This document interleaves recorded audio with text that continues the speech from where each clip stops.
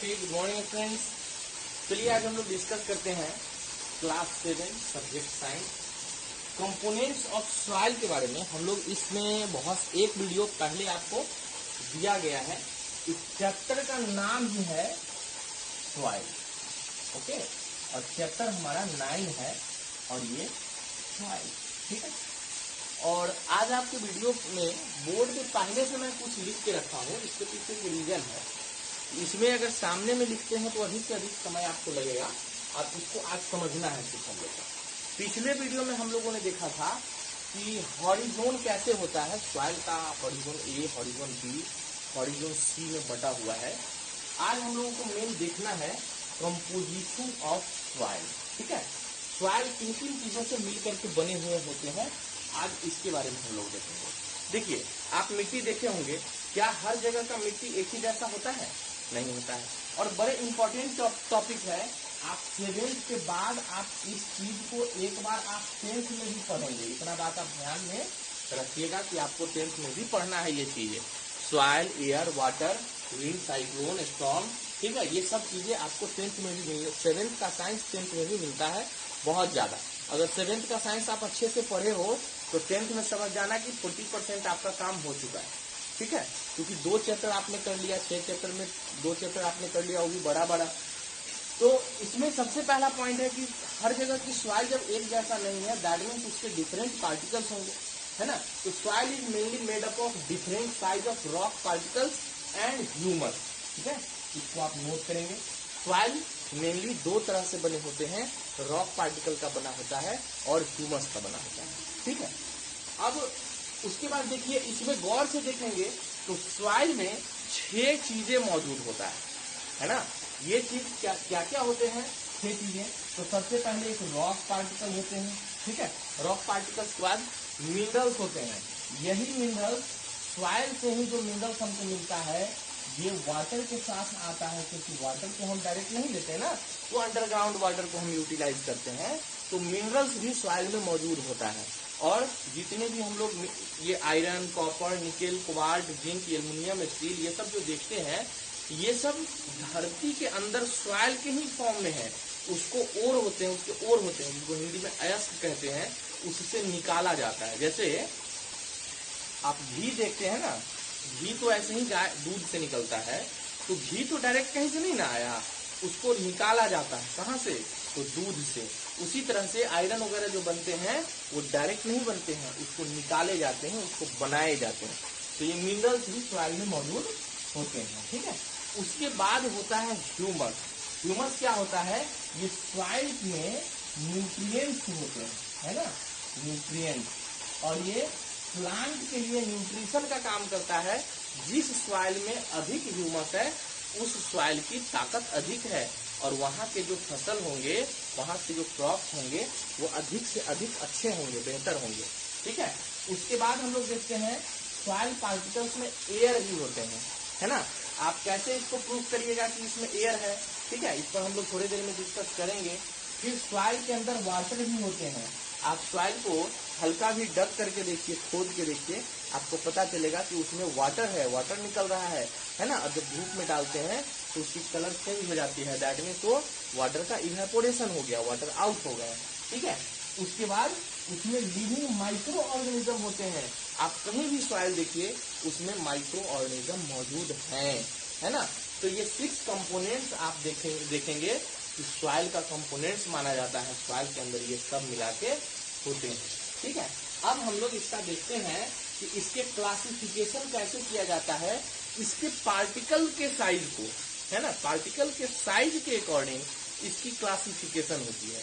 जिसके पार्टिकल सबसे छोटा है वो क्ले हुआ, क्ले से बड़ा पार्टिकल है वो सिल्ट हुआ, सिल्ट से बड़ा पार्टिकल है तो सैंड हुआ, और सैंड से बड़ा पार्टिकल है तो ग्रेवल हुआ, ठीक है। ये क्वेश्चन एक बार तो बीपीएससी में भी पूछा था अरेंज करने के लिए, ठीक है। अब देखिए, इसके जो आप इसको नोट करेंगे, on the basis of their particles soil is divided into 4 parts, ठीक है। पार्टिकल के साइज के ऊपर ये 4 पार्ट में डिवाइड किया गया है। पहला है क्ले, दूसरा है सिल्ट, तीसरा है सैंड और चौथा है ग्रेवल, है ना। अब यहाँ हम लोग समझते हैं कि क्ले किसको कहेंगे, ठीक है। तो क्ले का हम लोग डिफाइन करेंगे। ऐसे क्ले आप नीचे लिखेंगे, पहले ये होगा, फिर आपका ये होगा, फिर ये होगा, फिर आप क्ले का डिफाइन करेंगे। क्ले को अगर डिफाइन करना हो तो कैसे डिफाइन करेंगे? This is the smallest particle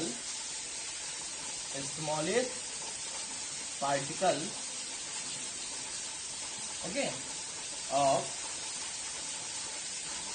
soil and soil is called clay। एकदम स्मॉलेस्ट पार्टिकल्स में स्मॉल सबसे छोटा पार्टिकल्स इसका यही होता है। इसी को हिंदी में हम लोग कहते हैं चिकनी मिट्टी कहते हैं, है ना, चिकनी मिट्टी कहते हैं, ठीक है, चिकनी मिट्टी कहते हैं, ठीक है। तो यहाँ पे एकदम स्मॉलेस्ट पार्टिकल को हम लोग क्ले कहेंगे। अब ऊपर से हम मिटाते हैं और फिर आगे हम लोग बढ़ते हैं, ठीक है। अब हम लोग देखेंगे सिल्ट के विषय में। सिल्ट जो होगा क्ले से इसका पार्टिकल्स बड़ा होगा, क्ले से बड़ा होगा और सैंड से छोटा होगा, क्ले से बड़ा और सैंड से छोटा, है ना। Silt particle is greater than clay but smaller than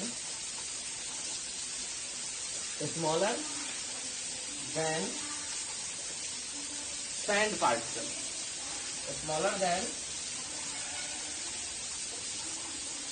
sand particle, ठीक है, इज कॉल्ड सिल्ट। ओके, ये सिल्ट की आप डेफिनेशन दे देंगे। उसके बाद सिल्ट के बाद हम लोग चलेंगे सैंड के तरफ, ओके, सैंड की तरफ। तो sand particle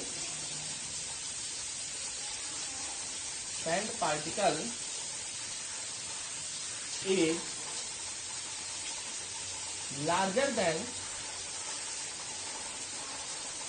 larger than silt, ठीक है। Silt is called Sandy soil, ठीक है ना, सैंडी सॉइल। परकोलेशन रेट अगर देखें, परकोलेशन रेट अभी हम लोग बताएंगे आपको। परकोलेशन रेट अगर देखेंगे तो सबसे ज्यादा ग्रेवल में होता है, तो इस पर हम लोग आगे डिस्कस करेंगे। अगला जो डेफिनेशन हमारा होगा वो ग्रेवल का होगा, ठीक है, वो हमारा ग्रेवल का होगा।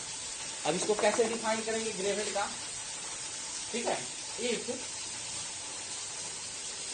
सॉइल पार्टिकल इज लार्जेस्ट, ठीक है, देन द अदर सॉइल, ठीक है, इज कॉल्ड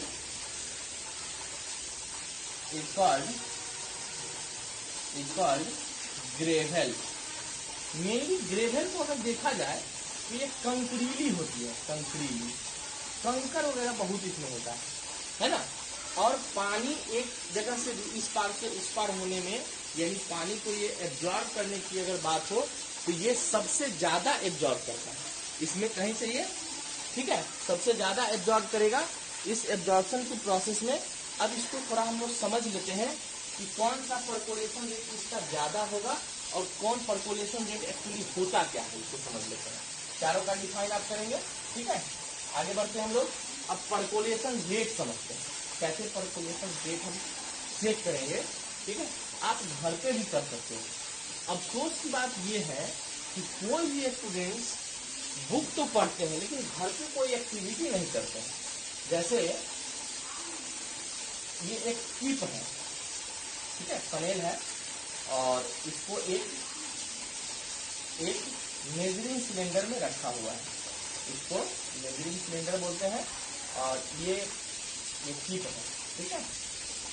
इसी तरह से दूसरा भी टिप है, ठीक है, दूसरा भी टिप आपके सामने है, ठीक, और इसको भी आप मेजरिंग सिलेंडर में रखे हुए हैं। एक पाइपलाइन होता है मेजरिंग सिलेंडर, ठीक है। उसके बाद जो है एक थर्ड टिप आप देखिए, ठीक है। थर्ड टिप, इसको भी आप एक मेजरिंग सिलेंडर में रखे हुए हैं, ठीक है। और एक फोर्थ है, इसको भी आप मेजरिंग सिलेंडर में रखते हुए, यहाँ तक कोई दिक्कत नहीं। ऐसा डायग्राम आप बनाएंगे। अब यहाँ पर एक चीज देखना क्या है कि अब आप यहाँ पे स्केल लगा हुआ है, ऐसा स्केल आप लोग देखते होंगे मेजरिंग सिलेंडर में लगे होते हैं, है ना। आप लोग तो 7th में मेरे से क्लास लिए नहीं, स्कूल में लैब वगैरह हम आपको दिखाए नहीं, ठीक। ये आप ऐसे एक स्केल लगा होता है, इससे देखा जाता है, ठीक है। ये हो गया। अब आपको देखना क्या है कि हम चारों में 4 तरह की सॉइल भरेंगे, चारों में 4 तरह की सॉइल भरेंगे। इसमें भरेंगे क्ले, ठीक है। इसमें भरेंगे सिल्ट, इसमें भरेंगे सैंड,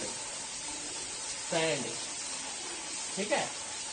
और इसमें भरेंगे ग्रेवल।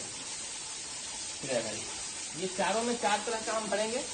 अब ऊपर से हम पानी डालेंगे तो आप देखिएगा कि इसका पानी धीरे धीरे 10 मिनट में पूरे टिप अगर भरेंगे तो 10 मिनट में हो सकता है, कितना समय लग रहा है।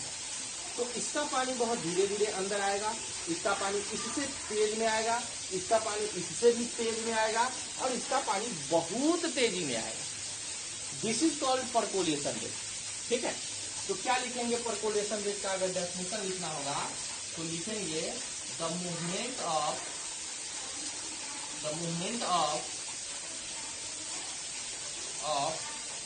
Water from surface to underground,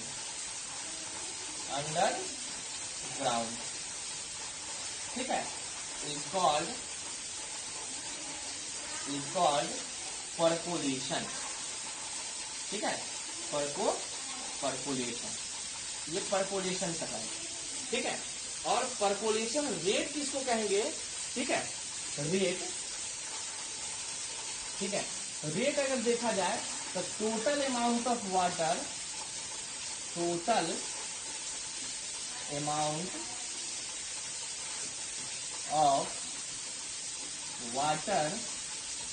बट्टा टोटल टाइम टेकन,